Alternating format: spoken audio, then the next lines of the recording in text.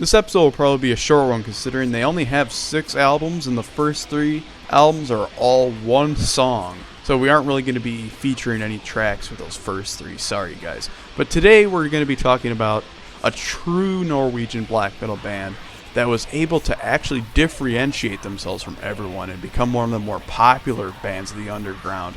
A band that takes classic black metal styles from like Darkthrone, which I love, and they add more of a melodic edge to it and even a progressive edge, becoming one of the best black metal bands ever. We're talking, of course, about not another black metal band with unpronounceable names. Well, we're gonna do our best. Talk, I guess? We're gonna be talking about Talk.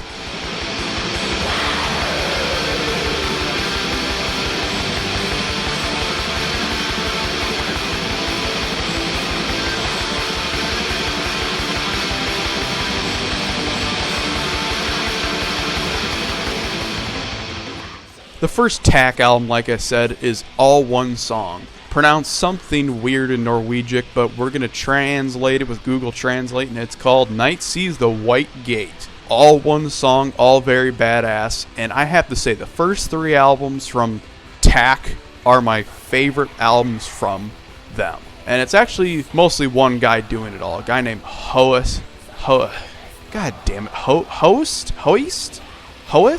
And then a guy that does bass and drums and even clean vocals on this album named Tundra. Well, at least his name's pronounceable. Even though it's all supposed to be one song, it kind of almost doesn't feel like one cohesive song, but I guess if you combine it, whatever the fuck. You have progressive metal bands that do shit like that all the time. The only things that really sound like anything else are overtures, but whatever. It's all fantastic all the way through. It's my least favorite of the first 3. But what's awesome about it is that creepy, awesome atmosphere. The atmosphere on this is on point. Now let's move on to the next one.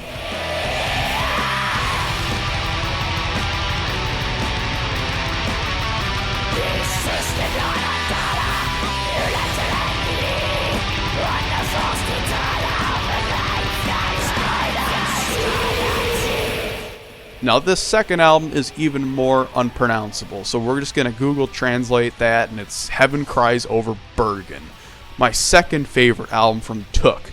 Now on this album you have Hoist, however the hell you say his name, on vocals and guitar, C. Korax on guitar, and Kurd Wynn, who died, on bass and piano, and then you have a session musician by the name of Mutt on drums. What makes this album unique above the others is that it focuses a lot on melody. It's a very melodic album, and my only gripe with it is that the very end it has an instrumental, and I hate albums that end with instrumentals. It just annoys me a little bit, but I mean, it's really fantastic all the way through. It's all one song. It's all badass. There's no songs that are excessively long. It's a great length for an album.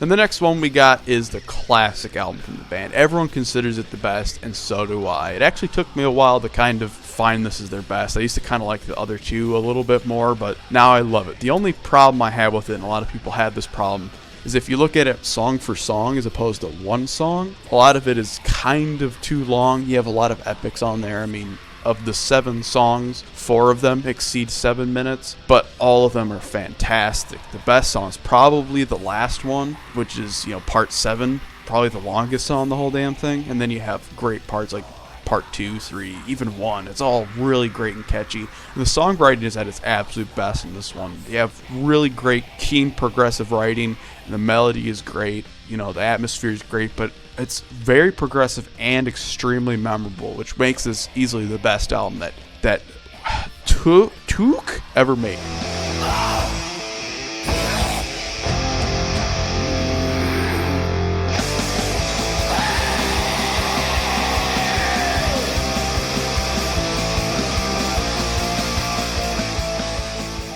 Now it starts getting more interesting. Instead of having albums with just one long song,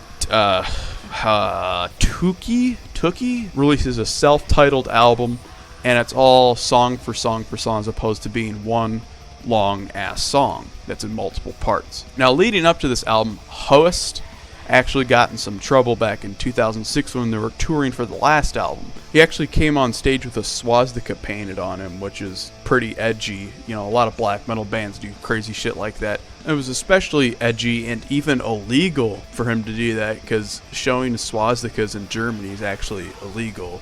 So he actually got arrested after doing that. Now, his reasons for doing it is actually not what you'd think, and I actually agree with him here.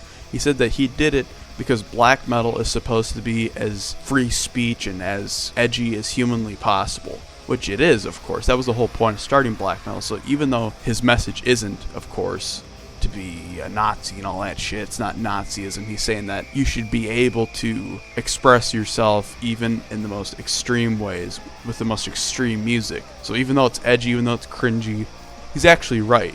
And the fact that you can get arrested for showing that in Germany is just insane. But without all that bullshit, this album is actually very, very fantastic. I don't know why it has a kind of mediocre score on Metal Archives. For me, this band releases nothing but fantastic albums, and this one is another one of them.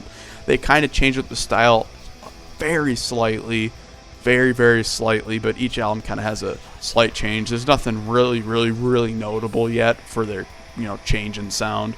You have a lot of really, really great songs in this album. My favorite might be Unhuman, because it has a really, really badass old school mid-period Darkthrone sound to it that has really unorthodox black metal riffage.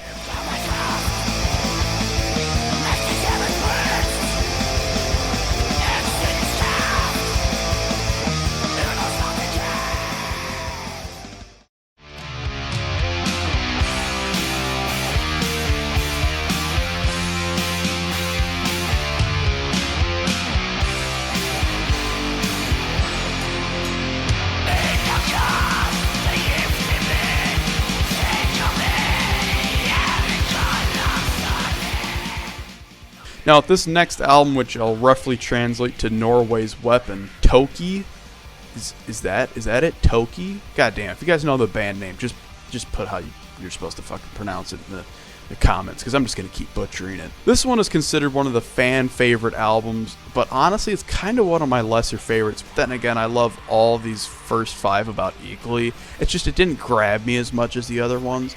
But it has about the exact same style and about the exact same sound as the last album. It's just not as memorable. But for me, the best song is easily the first song, which roughly translates to From Ford to Sorrow Smith.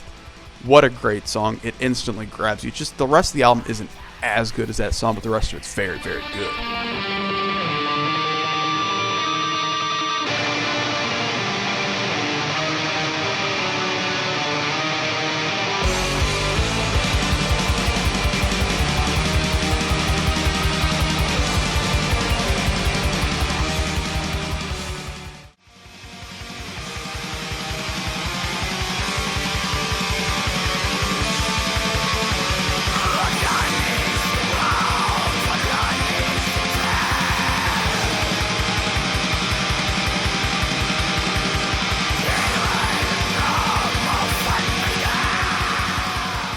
Now let's move on to the last album. Now this one actually has a significant change musically. We'll get to that with whatever the fuck. This one, which roughly translates to the House of the Battle, is usually considered the weakest album from the band. A lot of people I know really hate this one. I actually really like it. The reason people don't like it is, of course, it delves a little bit into black and roll, which I hate black and roll, but I actually think they do it well on this album. I cannot explain it. In all honesty, I kind of enjoy this one more than the past 2, but a lot of people would hang me for saying that. But, I know it's technically not as good as the last 2, right? But it's different. It's kind of weird. And the riffs on it are very, very memorable. For me, the memorable songs would be the 4th song, because it has such a hilarious title, Stank. And then the 2nd song is probably the best for me, Snake, which is very, very good. The riffs are very badass. And this album has a weird thing where it'll actually have little breakdowns that sound very unorthodox for black metal. Instead of going into like a doomy section or something, it has very weird Celtic shit or very weird surf rock riffs. It's so out there, but it's really unique and cool. I love this album a lot. People need to give it more of a chance.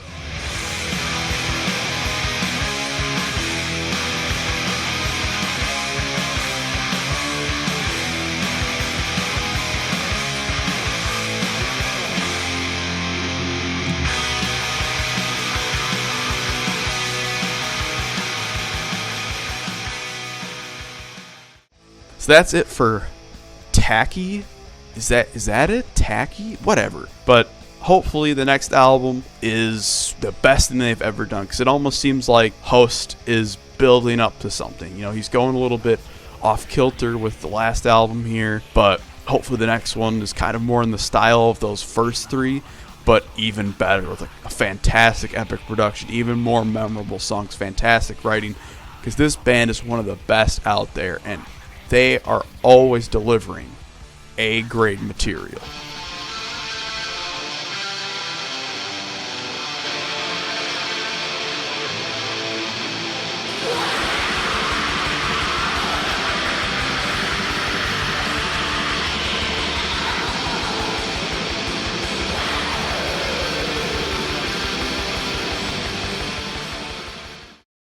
Subscribe to the Downfall Network. Tack